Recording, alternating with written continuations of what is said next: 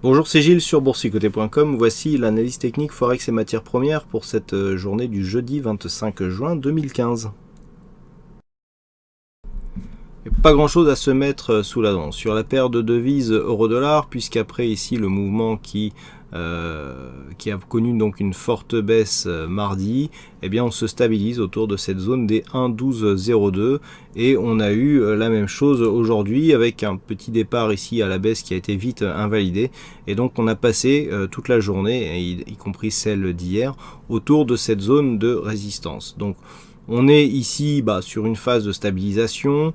D'un point de vue moyen terme, on est aussi sur une phase de neutralisation. On avait un petit mouvement haussier ici qui, on l'a vu, a été invalidé puisque nous sommes dans l'incapacité de venir chercher ici cette zone des 1,1467.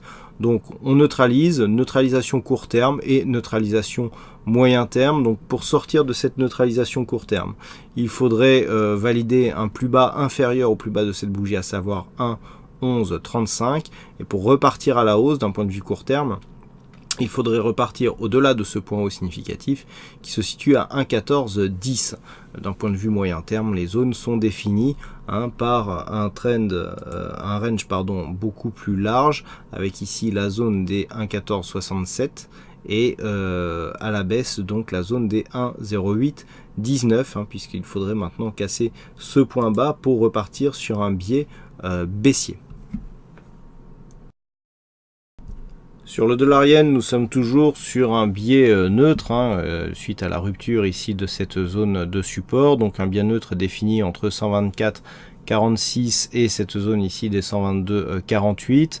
Après être venu tester ici la zone de point haut, eh bien on revient sur la zone médiane, puisqu'on le voit ici, un test donc qui est venu échouer sur un niveau relativement proche du haut du range.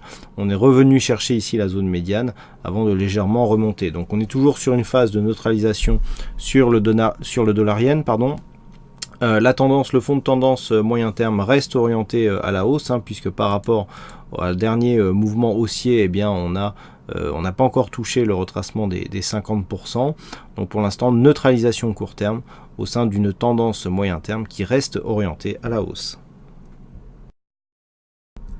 Quasiment le même mouvement sur l'or, avec ce mouvement ici de neutralisation court terme. Alors d'un point de vue très court terme, on a effectivement une petite confirmation d'un biais baissier qui est en train de s'installer, puisque cette zone ici des 1177 $ l'once, qui était un support quasi attaqué sur cette phase, s'est transformé en résistance. Donc hier on a cassé, on a marqué un petit point bas significatif de tendance très court terme.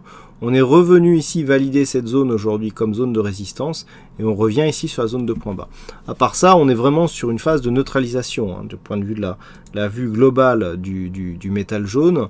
On a du mal à s'extirper ici de cette zone des 1187 qui était précédemment ici une zone de support.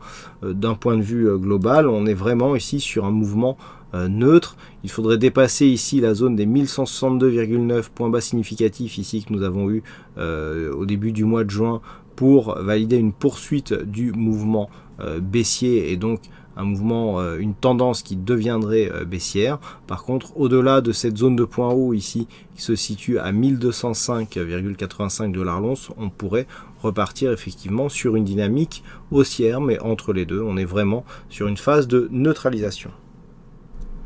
Voilà donc ce que nous pouvons dire sur cette analyse technique Forex et matières premières. Je vous souhaite à toutes et à tous une bonne soirée, bonne chance dans vos prochains trades, et on se donne rendez-vous dès demain pour d'autres analyses techniques sur le site boursicoté.com. Bonne soirée à tous.